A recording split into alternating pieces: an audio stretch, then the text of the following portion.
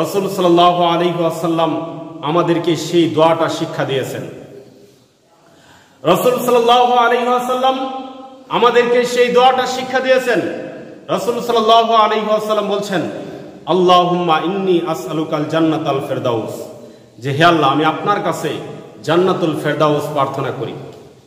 এই দোয়াটা যে ব্যক্তি 3 বার পড়বে, কোন বর্ণনার মধ্যে রয়েছে যে ব্যক্তি 7 বার পড়বে, তখন জান্নাত আল্লাহর কাছে পেশ করে বলে, আল্লাহর কাছে আবেদন করে বলে, হে আল্লাহ, যে বান্দা এই দোয়াটা বলল, আপনি তাকে কিয়ামতের দিন বিচারের পরে আপনি তাকে আমার মধ্যে প্রবেশ করিয়ে তাকে ধন্য করবেন, তাকে সম্মানিত করবেন। সকলে বলি সুবহানাল্লাহ।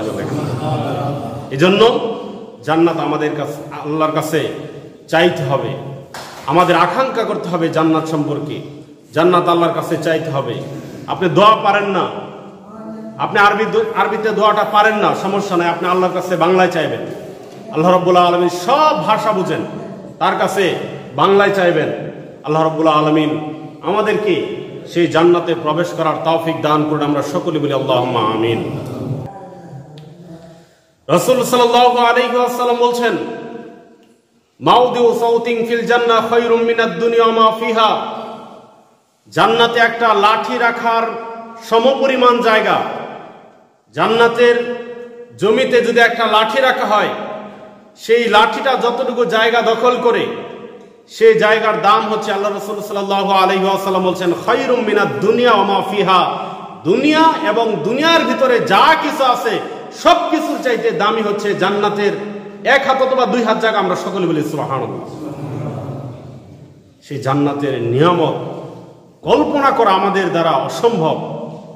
রাসূল সাল্লাল্লাহু আলাইহি ওয়াসাল্লাম আমাদেরকে সেই জান্নাতের নিয়ামতের কথা আমাদেরকে হাদিসের মধ্যে বলেছেন। কোরআনের সূরাকে সূরা, পাতায় পাতায়, পৃষ্ঠায় পৃষ্ঠায় আল্লাহ রাব্বুল আলামিন জান্নাতের কথা বলেছেন।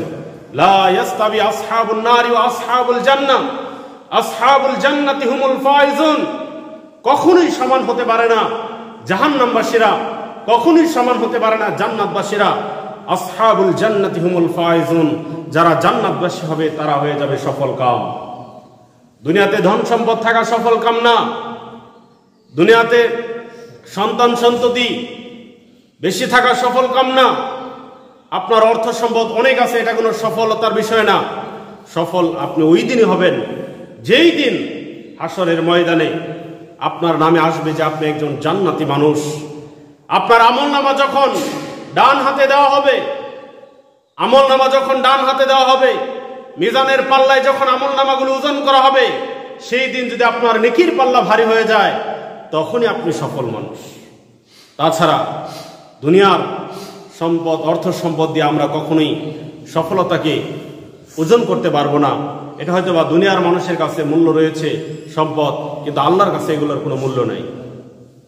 সম্মানিত হাজিরিন, এই জন্য আমাদেরকে জান্নাত চাওয়ার জন্য আকাঙ্ক্ষা করতে হবে।